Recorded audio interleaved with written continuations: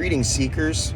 I hope everyone is doing well. We are looking forward to getting back to an opportunity to come together and eat together and pray together and talk with one another. Until then, we'll continue doing this Zoom to provide comfort and support to all that need it, and certainly the most important thing is prayers. The reading for today is from John chapter 20, verses 19 through 23. Jesus shows up in front of his followers. He shows his hands, he shows his sides, and he breathes on them the Holy Spirit. He says, "Peace be with you. As the Father has sent me, so I send you." When he had said this, he breathed on them and said, "Receive the Holy Spirit."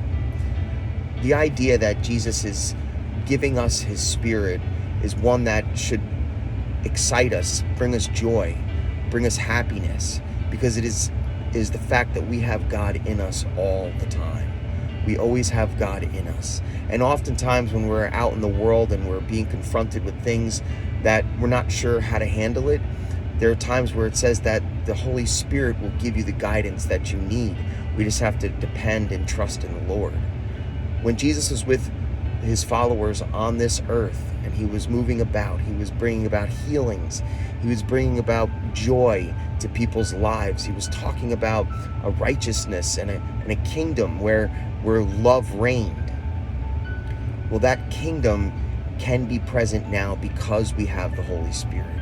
That kingdom can be present now because we allow it to live within inside of us, and we're able to show the love that is needed out in this world, especially during these really dark times. The love of Christ can be something that would change people's lives, change people's hearts, and hopefully it'll continue to change ours.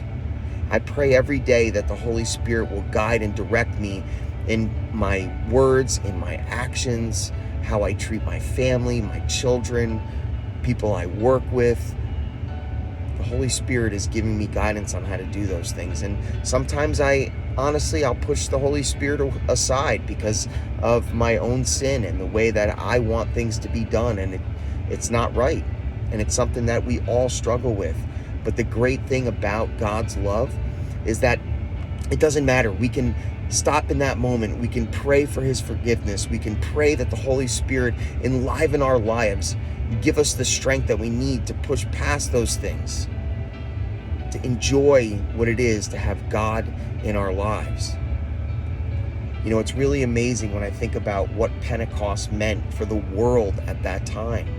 Jesus breathed on his followers, on his disciples, and they went out and they changed the world.